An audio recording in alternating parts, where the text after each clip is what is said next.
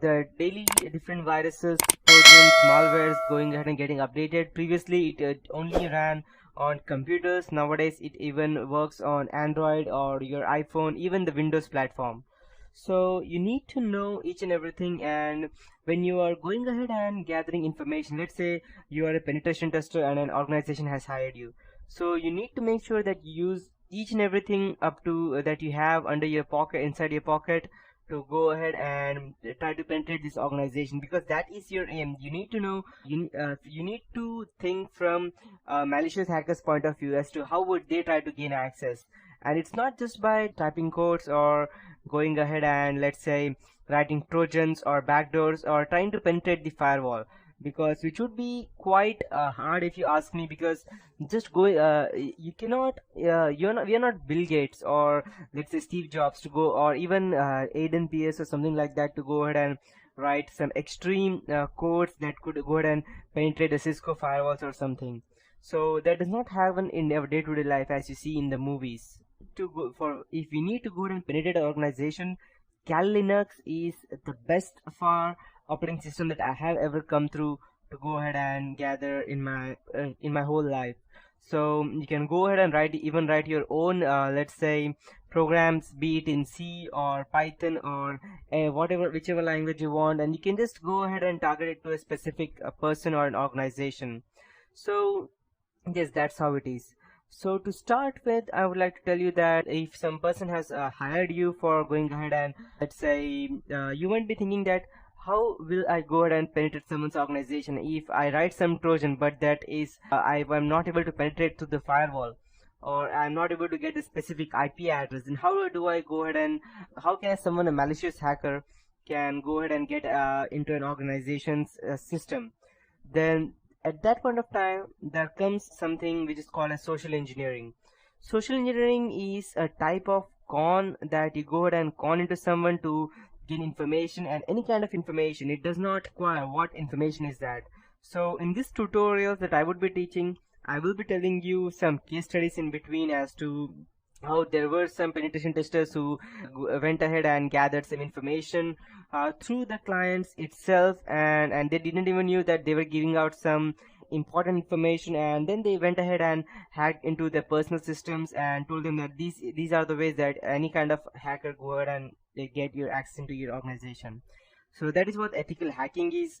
And after that, there are footprinting and reconnaissance, that you need to go ahead and gather information, which operating system the people are using, let's say, what they are working on exactly, what kind of firewall they are, which antivirus they are using, and loads of stuff.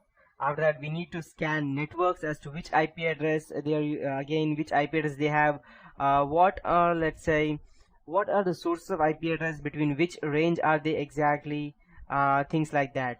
After that, we need to go into system hacking, trojans, backdoors. We need to know what viruses and worms can do. And when we talk about viruses, virus, worms, trojans, backdoors, malwares, these are all different things. There are multiple types of viruses, like polymorphic virus, or you can go ahead and take something like, let's say, the trojan, which is the most famous and the dangerous one, because you don't actually know what it is doing in the background and what information it has already given out. That's the reason. And viruses and worms normally go ahead and destroy your computer, whereas trojans and backdoors give out your information from your computer to someone else.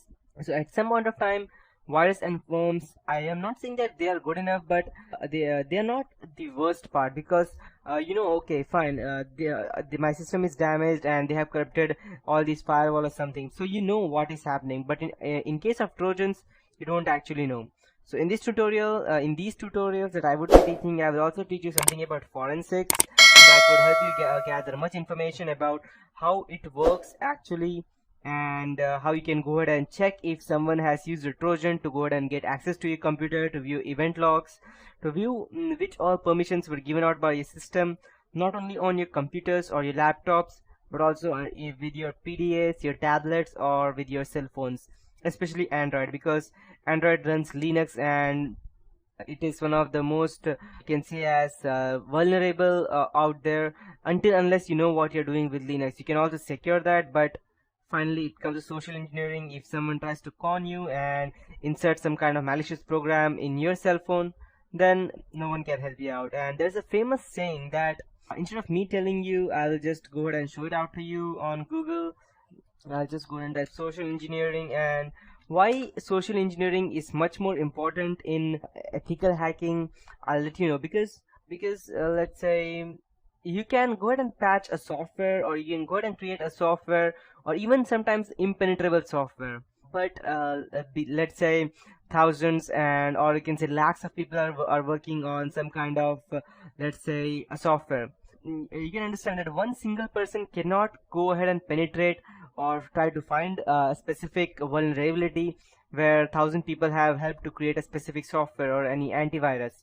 So but there is one thing which is vulnerable to everything, that is human nature, and at that point of time social engineering comes in between. I'll show you a famous quote as to what social engineering is. Let me just go ahead and open this out.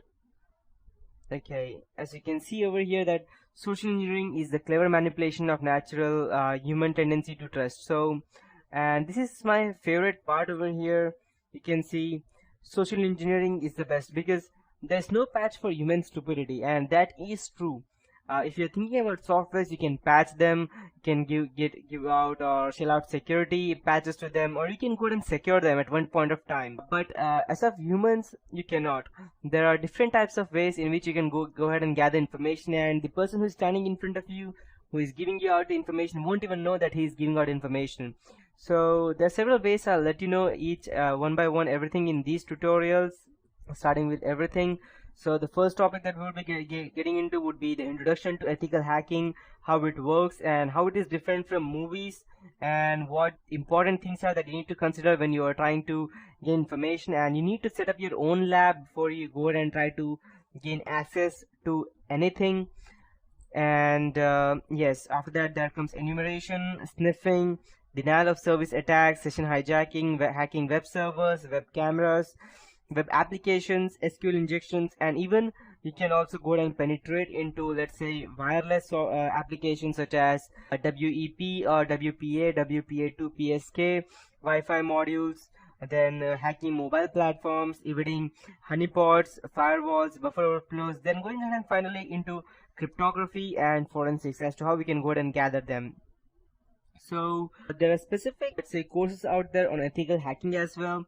But if you need to keep yourself updated, then you don't only need to go ahead and gather information by looking on the web. You need to go ahead and try it out on your own computers before you can go down and try out on someone else's. So these are things that are important, and in the next tutorial I'll be starting with the main, that is what is ethical hacking and stuff. So that is it for this tutorial. Have a nice day ahead.